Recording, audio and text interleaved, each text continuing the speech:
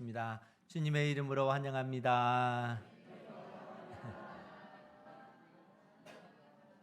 주님의 이름으로 환영하며 축복합니다. 오늘 말씀의 제목은 예수님의 별세 엑소도스 라는 제목을 가지고 말씀을 전하려고 합니다. 예수님께서 이제 공생의 3년 6개월의 삶을 사셨는데 공생의 1년은 이스라엘 남쪽 지역 유대 지역에서 복음을 전파하셨고 공생의 2년 3년은 이스라엘 북쪽에 있는 갈릴리를 중심으로 해서 예수님께서 천국 복음을 증거하셨습니다. 그러는 가운데 이제 공생의 3년 하고 약 9월쯤 되던 때에 예수님께서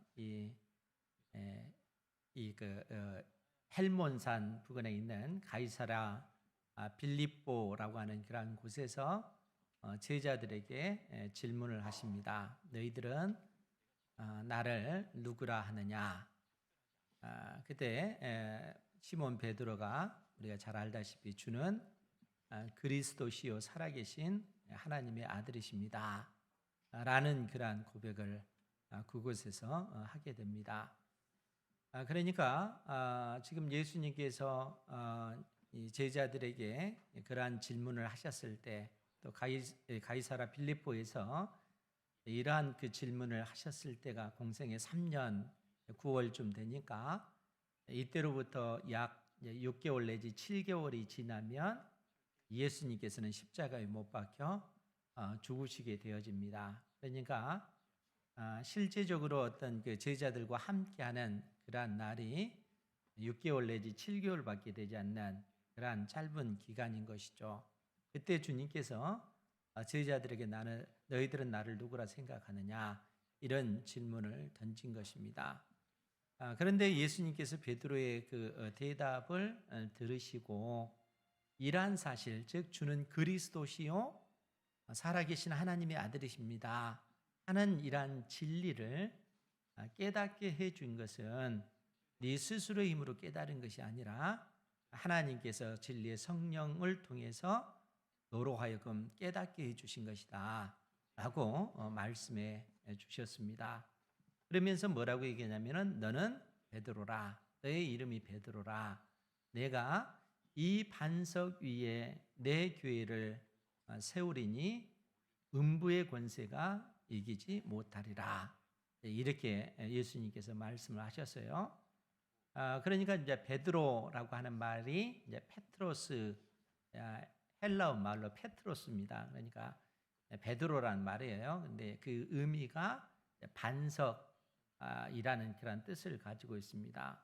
그런데 너는 베드로라, 내가 이 반석 위에 내 교회를 세우겠다라고 했을 때 반석이라고 하는 단어가 페트라라고 하는 단어예요. 그러니까 이 베드로, 페트로스라고 하는 말은 페트라라고 하는 단어에서 이 파생된 말이 페트로스입니다. 그러니까 예수님께서 이 말씀을 하실 때 베드로 내가 고백한 이 고백, 즉 주는 그리스도시요 살아계신 하나님의 아들입니다 라고 하는 그 고백의 터 위에 예수님께서 교회를 세우시겠다라고 얘기를 하는 겁니다. 그러니까 교회가 세워지는 것은 누구든지 다 예수님을 하나님의 아들, 나의 모든 죄와 허물 때문에 십자가에 못 박혀 죽으신 하나님의 아들이라는 사실을 우리가 믿음을 통해서 그 믿음의 고백의 터 위에 교회가 세워지는 것입니다. 그런데 주님께서 이러한 고백의 터 위에 교회가 세워지는데 이 교회가 가지고 있는 그 특성이 뭔가 하면은 음부의 권세가 이기지 못한다라는 얘기예요. 음부의 권세라고 하는 것은 죽음의 권세, 사망 권세를 이야기하는 것입니다. 그러니까 사망 권세가 결코 교회를 이기지 못한다라고 얘기를 하는 겁니다. 그러면 여러분 생각해 보세요. 사망 권세, 그게 무엇을 의미하는 거예요? 사망이 왕노릇하잖아요. 생명 있는 모든 것은 사망이 지배를 하고 있습니다. 그러니까 우리 인생들도 영원히 사는 것이 아니라 때가 되면 사망의 그 권세 아래서 결국 육신적인 그 죽음을 맞이하게 되잖아요. 그리고 죽음 이후에는 영원한 그 죽음인 지옥의 그 심판이 인생들 앞에 놓여져 있다는 거예요. 그래서 사망, 죄와 사망의 그 권세가 왕노릇하고 있고 생명 있는 그 모든 것들은 그 권세 아래에 메인바 되어질 수밖에 없는 것입니다. 그런데 예수님께서 교회만은 이 사망 권세가 결코 이기지 못한다는 거예요. 왜냐하면 교회는 사망 권세를 깨뜨리시고 부활하신 주님으로 인해서 예수 그리스도 안에서 우리 모두가 부활 생명을 가지고 있기 때문에 그런 것입니다. 그러니까 주님께서 이 놀라운 그 진리를 제자들에게 일깨워 주시는 것입니다. 이러한 말씀을 하고 나서 예수님께서 오늘 누가복음 9장 22절에 보면은 뭐라고 말씀하시냐면은 이르시되 인자가 많은 고난을 받고 장로들과 대제사장들과 서기관들에게 버림받아 죽임을 당하고 제3일에 살아나야 하리라. 예수님께서 지금 가이사라 빌립보에서 제자들에게 주는 이 시몬 베드로가 고백한 주는 그리스도시요 살아계신 하나님의 아들입니다 라는 그 고백을 들으시고 이 터 위에 내 교회를 세울 것인데 죽음의 권세가 이기지 못할 것이다. 이 말씀을 가르쳐 주시고 나서 이제 예수님께서 예루살렘에 올라가셔서 이 예루살렘에서 장로들과 대제사장들과 서기관들에게 버림받되고 또 죽임을 당하고 제3일 만에 부활하실 것을 제자들에게 처음 가르쳐 주시는 거예요.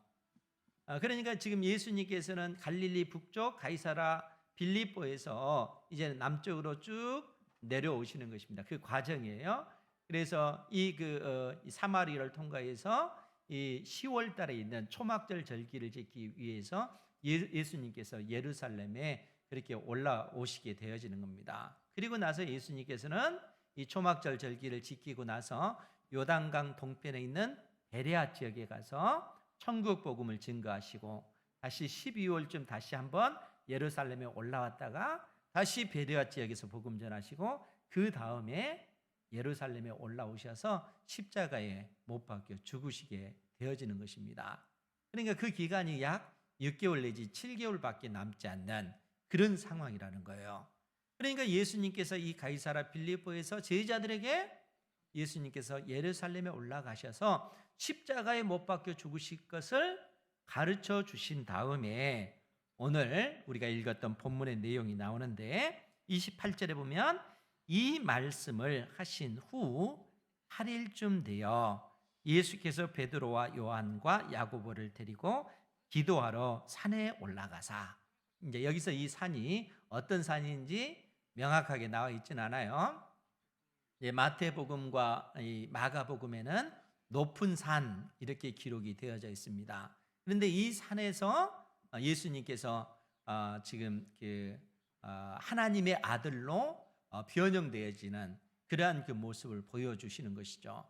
그러니까 예수님께서는 지금 베드로와 요한과 야고보를 데리고 기도하러 산에 올라가사 기도하실 때 용모가 변화되고 그 옷이 휘어져 광채가 나는 그러한 그 모습을 보여주셨다는 거예요. 그래서 그 산의 이름이 변화산입니다. 그러니까 변화산이 정확하게 어떤 산인지 명확하진 않아요. 그래서 어떤 학자들은 헬몬산이 변화산이다 이렇게 주장하시는 분들도 계시고 또 이 갈릴리 바다 이 남동쪽에 있는 다볼산이 변화산이다 이렇게 이제 학자들 가운데 주장하는 사람들도 있습니다. 근데 명확하게 어떤 산인지 명확하진 않지만 중요한 것은 우리가 그 산을 변화산 이렇게 부르고 있습니다. 왜 변화산인가 하면은 예수님의 그 모습이 하나님의 아들로서 그 영광의 그 광채를 가지신 그러한 분으로 변모했기 때문에 그 산을 변화산이다 라고 그렇게 얘기합니다. 그런데 우리 주님께서 그처럼 변화되시는 그런 모습을 보이셨는데 30절에 보면 문득 두 사람이 예수님과 함께하는 그런 모습이라는 거예요. 그 두 사람이 모세와 엘리야인 것이죠. 그리고 31절에서는 뭐라고 얘기하냐면은 영광 중에 나타나서 장차 예수께서 예루살렘에서 별세하실 것을 말할세. 그래서 이제 이 별세라고 하는 이 단어가 나왔는데 예수님의 그 별세를 얘기하는 것이죠. 별세라고 하는 건 이 세상을 떠난다라는 그러한 의미잖아요. 그런데 이제 여기서 우리가 좀 더 이 구절의 의미를 더 생각해야 되는데 그것이 뭐냐면은 예수님께서 예루살렘에서 이루실 별세, 우리 성경에는 예루살렘에서 별세하실 것을 말할세 이렇게 표현되어 있지만 그 원문의 의미는 예수께서 예루살렘에서 이루실 그 별세, 즉 이룬다라고 하는 것은 성취할 그 완성시키실 그 별세를 얘기한다는 거예요. 그런데 이 별세라고 하는 이 단어가 이 헬라어 그 원문에는 엑소도스라고 하는 단어로 쓰여졌습니다. 그런데 이제 성경에서 엑소도스라고 했을 때 출애굽을 의미를 하는 것이죠. 그러니까 이스라엘 백성들이 400년 동안 애굽 땅에서 종노릇할 때 하나님께서 모세를 부르셔서 이스라엘 백성들을 출애굽 엑소도스 시키시는 거예요. 그래서 그때 그 엑소도스라고 할 때는 이스라엘 백성들을 애굽의 노예 생활에서 구원해 내시는 그 상황을 엑소도스라 그렇게 이야기를 합니다. 그런데 지금 예수님께서 예루살렘에 올라가셔서 성취하실 일이 뭐냐면은 예수님의 엑소도스라는 거예요. 그 뜻은 떠남이란 뜻이에요. 그런데 엑소도스라고 하는 이 헬라어 이 단어가 사실 합성어입니다. 즉 에크라고 하는 이 단어와 이 호도스라고 하는 이 단어가 합쳐진 말이에요. 에크라고 하는 것은 밖으로라고 하는 뜻이에요. 그러니까 에이스는 안으로라는 뜻이고 에크는 밖으로, 그리고 호도스라고 하는 이 단어는 길이라는 뜻입니다. 그러니까 그것이 의미하는 엑소더스는 밖으로 나가는 그 길, 즉 안에 이렇게 갇혀 있다가 밖으로 나가는 그 길, 그 뜻이 엑소더스라고 하는 그러한 뜻인 것이죠. 그런데 예수님의 엑소더스라고 했을 때는 예수님께서 십자가에 못 박혀 죽으시고 그 죽음의 권세를 깨뜨리시고 부활하신 그 사건이 엑소더스라는 거예요. 그러니까 이 죽음이라고 하는 것은 죄와 사망의 그 권세 아래에 있는 것이잖아요. 그 사망이 왕노릇하는 그러한 어떤 이 흑암의 나라, 사망의 그 권세 아래에 있는데 엑소더스는 이 흑암의 권세, 사망 권세를 깨뜨리시고 부활하실 것을 지금 말씀해 주고 있다는 거예요. 그러니까 예수님께서 예루살렘에서 이루실 일은 뭐냐면은 택한 백성들의 모든 죄를 짊어지시고 십자가에 못 박혀 죽으시는 거예요. 그러니까 죽음의 그 권세 아래 예수님도 놓여 있는 것이죠. 그런데 예수님께서 그 사망 권세를 깨뜨리시고 부활하심으로써 이 흑암의 권세에서 예수님께서 벗어나시는 그것이 엑소더스라는 거예요. 예수님께서 예루살렘에 올라가셔서 행하실 그 일이 바로 그 일입니다.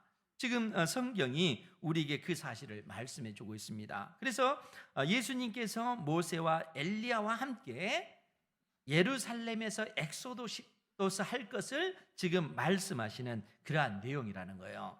이러한 광경을 32절에 보니까 베드로와 및 함께 있는 자들이 깊이 졸다가 예수님의 그 영광과 또 모세와 이 엘리야의 그 영광의 그 영광스러운 모습을 보게 됐다는 거예요. 그래서 베드로가 뭐라고 얘기하는 거예요? 우리가 초막셋을 짓 때 하나는 주를 위하여, 하나는 모세를 위하여, 하나는 엘리야를 위해서 그렇게 하겠습니다. 정작 자기 자신이 그렇게 얘기하면서도 이 베드로는 그가 무슨 말을 하는지 알지 못하더라라고 성경은 기록하고 있습니다. 그리고 34절 이하에 보면 이 말할 즈음에 구름이 와서 그들을 덮는지라 구름 속으로 들어갈 때 그들이 무서워하더니 구름 속에서 소리가 나서 이르되 이는 나의 아들 곧 택함을 받은 자니 너희는 그의 말을 들으라.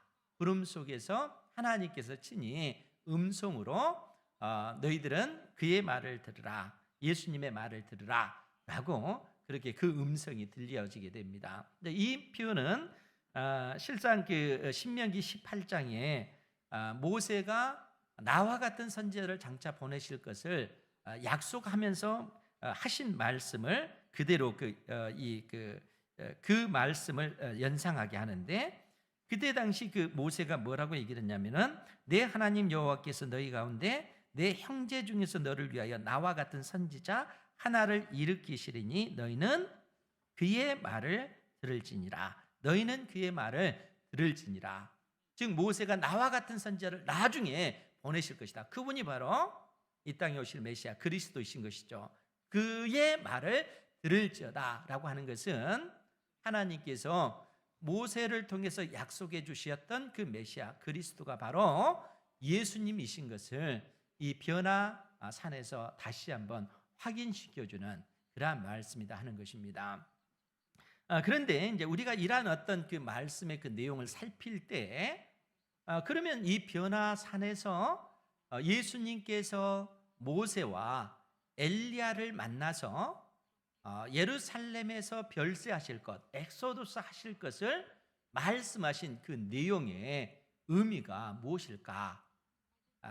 라는 그러한 사실입니다. 이 부분이 사실 굉장히 중요한데, 이 부분을 우리가 이해하기 위해서는 우선적으로 엑소도스라고 하는 이 단어를 생각을 해야 돼요. 왜냐하면 예수님께서 친히 엑소도스 하실 것을 말씀하셨기 때문에. 그리고 이 엑소도스는 이스라엘 백성들이 애굽 땅에서 탈출할 때 그 상황이 엑소도스이기 때문에 이러한 어떤 엑소도스와 연관해서 생각해야 될 것이고, 또 우리가 또 여기서 더 생각해야 될 것이 모세와 또 엘리야 선지자와 연관돼서 생각을 해봐야 된다는 거예요. 즉 무슨 얘기냐면은 모세와 엘리야 선지자는 옛 언약과 연관돼서 지금 말씀되어지고 있고요. 예수님은 이 땅에 오셔서 파기된 옛 언약을 새롭게 갱신하는 새 언약의 그 측면에서 예루살렘에서 엑소도스 하실 것을 말씀해주고 있다 하는 거예요. 그러면은 그 내용이 무슨 내용인가? 여러분, 모세를 생각할 때 모세는 이스라엘 백성들을 출애굽 엑소도스 그런 그 중보자잖아요. 엑소도스 시켰 그 지도자였고, 그 모세를 통해서 하나님께서 이스라엘 백성들을 시내산으로 인도하셨고, 이 시내산에서 하나님과 이스라엘 사이에 언약을 체결하게 되어졌습니다. 그러니까 모세를 통해서 하나님과 이스라엘이 언약을 체결하고, 하나님은 이스라엘만의 하나님 되시고 이스라엘은 하나님의 백성이 되어진 것입니다. 중보자 모세를 통해서 그러한 일들이 주어진 것이라는 거예요. 그런데 하나님께서 이스라엘을 이 세상 속에서 유일하게 하나님의 그 보배와 같은 존재로, 즉 이 세상 속에서 제사장의 나라요, 이 세상 속에 있지만 세상에 속하지 않고 구별된 백성으로 하나님께서 부르셨고 언약을 체결하시면서 너희들이 하나님의 언약 백성으로서 이 세상 속에서 구별된 백성답게 살아가기 위해서는 하나님과 맺은 언약에 신실해야 된다 하는 사실을 가르쳐 주셨습니다.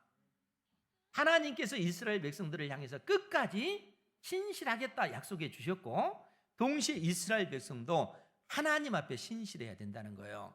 하나님 앞에 신실하다, 그 얘기는 하나님 외에 다른 우상을 섬기지 않고 하나님만을 예배하는 그런 삶을 살겠다라는 그런 얘기입니다.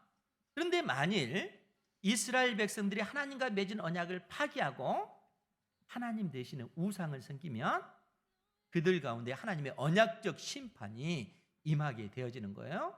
그 첫 번째가 칼의 재앙, 두 번째가 기근의 재앙, 세 번째가 전염병의 재앙, 네 번째가 사나운 짐승의 재앙을 통해서 이스라엘 백성들을 향하여 경고하시고, 그래도 듣지 않으면 하나님께서는 한꺼번에 이 재앙을 쏟아 부으셔서 그들을 멸망시키시겠다. 더 이상 하나님의 언약 백성이 아닌 그러한 백성이 되도록 만드시겠다. 하나님께서 모세를 통해서 이스라엘 백성과 그러한 언약을 맺으셨다는 거예요. 그런데 여러분, 이스라엘 백성들이 어떻습니까? 구약의 역사를 통해서 우리가 알 수 있는 것이 하나님과 맺은 언약을 신실하게 지키지 않잖아요. 그래서 하나님께서는 주변 이방 나라를 강성하게 하셔서 이스라엘을 향하여 공격하도록 칼의 재앙을 받기도 하시고, 또 기근을 통해서 이스라엘을 심판하시기도 하고, 또 전염병을 통해서 사나운 짐승의 재앙을 통해서 이스라엘 백성들을 향하여 경고하시는 거예요. 하나님께서 이러한 경고를 역사 가운데서 끊임없이 펼치셨다는 거예요. 그런데 그런 이스라엘이 결과적으로 하나님과 맺은 언약을 파기한 그러한 어떤 사건이 나타나게 됩니다. 그것이 뭐냐면은 북이스라엘의 아합 왕 때 벌어진 일이에요. 아합이 하나님 대신에, 여호와 하나님 대신에 바알을 하나님으로 섬기게 되어지는 것이죠. 그러니까 여호와가 하나님이 아니라 바알이 하나님이다, 이렇게 그들이 주장하는 거예요. 이게 무슨 얘기냐면은 여호와가 하나님이다라고 하는 것은 이스라엘 백성들을 출애굽시키셔서 시내산에서 하나님과 언약을 맺은 그 여호와, 이스라엘 백성들을 출애굽시키신 그 여호와, 그분이 하늘과 땅을 창조하신 하나님이시다라고 하는 그런 의미예요. 그래서 여호와가 바로 하나님이신데, 아합 왕 때에 이스라엘 백성들이 여호와가 하나님이 아니라 바알이 하나님이다, 이렇게 주장을 했다는 거예요. 그래서 엘리야 선지자가 분노하면서, 그러면 좋다, 여호와가 진짜 하나님인지 바알이 진짜 하나님인지 갈멜산에서 누가 진짜 하나님인지 그것을 시험을 해보자 라고 해서 갈멜산에서 바알 선지자 450명과 엘리야 선지자가 이 갈멜산에서 이 누가 진짜 하나님인지 대결을 펼치게 되어지는 거예요. 그래서 그 갈멜산 그 영적 전투에서 누가 진짜 하나님인가 라고 했을 때 여호와 하나님께서 하늘에서 불을 내려주심으로써 하나님이신 것을 온 이스라엘 앞에 명확하게 보여주셨다는 거예요. 여호와가 바로 하나님이시다. 그럼 여러분, 이렇게 되어지면 어떻게 되겠어요? 이러한 사실을 이스라엘 백성들이 목격하고 여호와가 바로 하나님이시다 라고 그들이 고백하고 대대적인 종교 개혁을 일으켜서 우리가 우상 숭배했던 그 죄악에서 돌이켜서 하나님만을 예배하자, 이렇게 해야 되잖아요. 그런데 그렇게 하지 않고요, 오히려 이세벨이 엘리야 선지자를 협박하는 거예요. 내가 내일 이맘때에 네가 죽인 이 바알 선지자들과 같이 너 역시 죽임을 당할 것이다, 이렇게 나오는 거예요. 이것 때문에 엘리야 선지자가 충격을 받아요. 왜냐하면 이스라엘 백성들이 대대적인 개혁을 하는 것이 아니라 하나님께서 명백하게 그렇게 하나님의 살아계심을 보여주셨음에도 불구하고 그들이 하나님께 돌이키지 않는 거예요. 오히려 엘리야 선지자 그 목숨이 위태로워진 것입니다.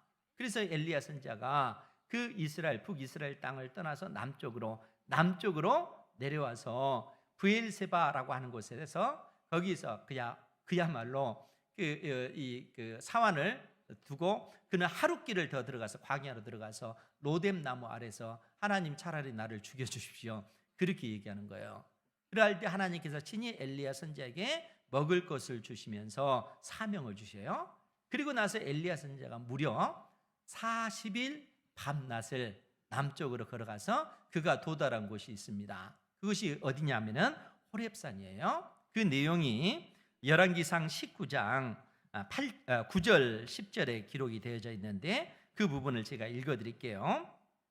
열왕기상 19장 9절 이하에 보면 엘리야가 그곳 굴에 들어가 거기서 머물더니 여호와의 말씀이 그에게 임하여 이르시되 엘리야야, 내가 어찌하여 여기 있느냐. 이제 우리가 이 성경 구절을 읽으면 엘리야가 그곳 굴에 들어가라고 해서 이 호렙산, 즉 시내산의 여러 굴 중에 한 굴처럼 그렇게 보여지잖아요. 그런데 이제 이 굴이라고 하는 단어가 메이라라고 하는 단어인데 그냥 어떤 한 굴이 아니라 하메이라, 바로 그 굴을 얘기하는 거예요. 그러니까 엘리야 선지자가 그 굴에 들어가 거기서 머물더니, 그러면 왜 그 굴이라고 이렇게 표현했겠어요? 그냥 굴이 아니라 바로 그 굴로 들어간 거예요. 그 굴은 바로 모세가 시내산에서 하나님으로부터 십계명 두 돌판을 받았던 그 굴이기 때문에 그런 것입니다. 그러니까 모세는 하나님과 이스라엘 사이에 언약이 체결되고 이스라엘이 하나님의 언약 백성이 되어졌다라고 하는 그 증거 문서로서 십계명 그 두 돌판을 받은 거잖아요.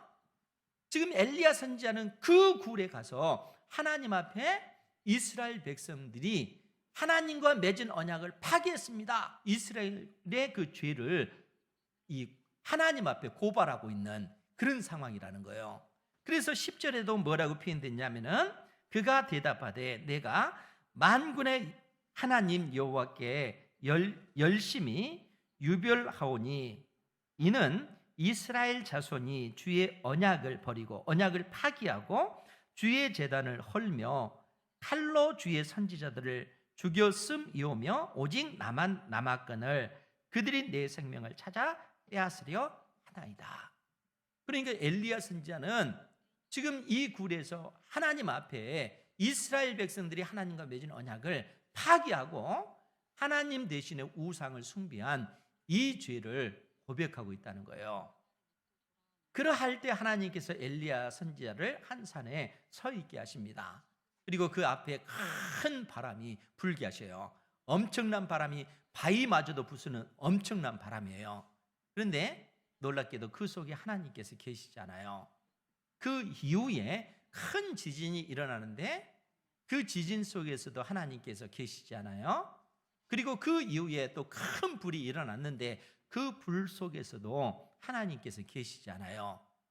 그런데 그런 가운데 하나님께서 세미한 음성으로 엘리야 선지자에게 말씀합니다.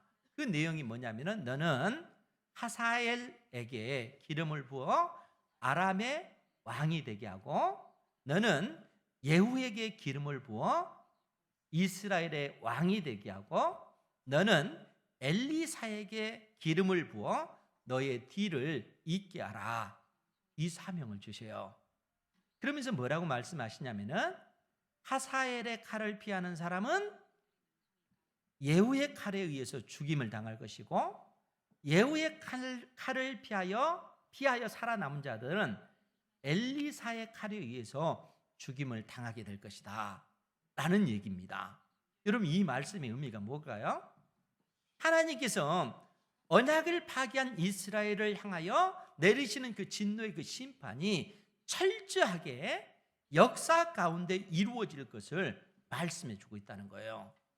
그러니까 하사엘의 칼에서 살아남은 자를 예후의 칼에 의해서 죽임을 당하게 될 것이고 예후의 칼에 의해서 살아남은 자는 엘리사의 칼에 의해서 죽임을 당하게 될 거라는 거예요.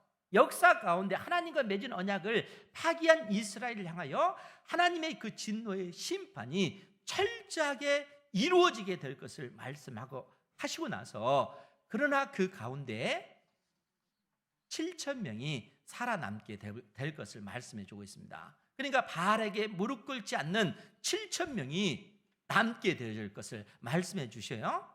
그럼 이 7,000명이라고 하는 숫자가 실제적인 그 7,000명을 의미하는 것이 아니라 7이라고 하는 완전수의 1,000명, 아주 많다라고 하는 그러한 그 수를 의미하는 그래서 7,000명입니다.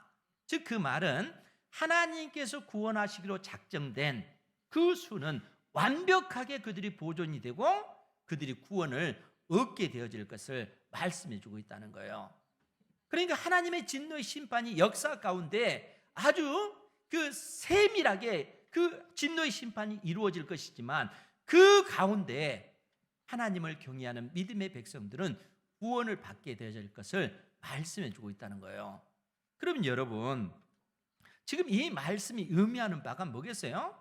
지금 예수님께서 변화산에서 모세와 선지자 엘리야를 만나는 이 사건 속에 그 의미가 담겨져 있다는 거예요. 즉 무슨 얘기냐면은 이 모세는 하나님과 이스라엘 사이에 그 언약이 체결되어지고 이스라엘이 공식적으로 하나님의 언약 백성이 되었습니다 라고 하는 그러한 중보자로서 모세가 존재한다면은 엘리야 선지자는 이 맺어진 언약이 파기되어졌고 더 이상 이스라엘은 하나님의 언약 백성이 아닙니다. 하나님의 진노의 심판을 받아 마땅한 존재입니다 라고 하는 그런 사실을 엘리야 선지자는 상징해 주고 있다는 겁니다. 그러니까 더 이상 옛 언약은 완전히 무너진 것이고 더 이상 이스라엘은 하나님의 언약 백성이 아닌 그런 상황이 되어진 것이죠. 이런 상황 속에서 예수님께서 지금 모세와 엘리야와 함께 예루살렘에서 별세하실 것을 지금 의논하고 계시다는 거예요. 그 의논의 내용이 뭐겠어요? 예수님께서 엑소도스 하시는 것입니다. 죄와 사망의 그 권세에서 우리 주님께서 벗어나를 그 일을 말씀하고 계시는 거예요. 그러니까 예수님께서 예루살렘에서 십자가에 못 박혀 죽으시고 그 죽음의 권세를 이기시고 부활하신 이 사건이 단순히 예수님 한 개인에게만 해당되는 그런 사건이 아니고 실상 예수님께서 십자가에 못 박혀 죽으신 그 죽음이 택한 백성들의 그 모든 죄와 허물 때문에 예수님께서 십자가에 못 박혀 죽으셨다는 거예요. 그러니까 사랑하는 성도 여러분, 우리가 예수 그리스도를 믿는다라고 할 때 예수님께서 하나님의 아들, 십자가에 못 박혀 죽으신 그리스도시요 하나님의 아들이십니다 라고 하는 이 믿음의 그 고백이 이루어질 때 실상 우리 속에서 어떠한 일이 벌어지는가? 베드로가 예수님을 하여 주는 그리스도시요 살아계신 하나님의 아들이십니다 라고 고백할 때 예수님께서 너는 베드로라, 이 반석 위에 내가 내 교회를 세우겠다, 그리고 음부의 권세가 이기지 못한다 라고 주님께서 말씀하셨을 때는 예수님의 그 십자가에 못 박혀 죽으신 그 죽음이 단순히 예수님 한 개인의 죽음이 아니라 예수 그리스도를 믿는 모든 사람들이 예수님과 함께 십자가에 못 박혀 죽으셨다는 사실입니다. 그러니까 여러분들이 예수님을 믿었을 때는, 예수님이 나의 주님이십니다 라고 할 때는 이미 여러분들은 원리적으로 예수님과 함께 2000년 전에 십자가에 못 박혀 죽은 그런 상태가 우리 속에서 이미 이루어졌다는 거예요. 그리고 우리 주님께서 그 사망 권세를 깨뜨리시고 부활하셨을 때 여러분들 역시 예수님과 함께 부활 생명을 가진 존재로서 영적으로 부활이 이루어진 것입니다. 이 진리를 믿으시기 바랍니다.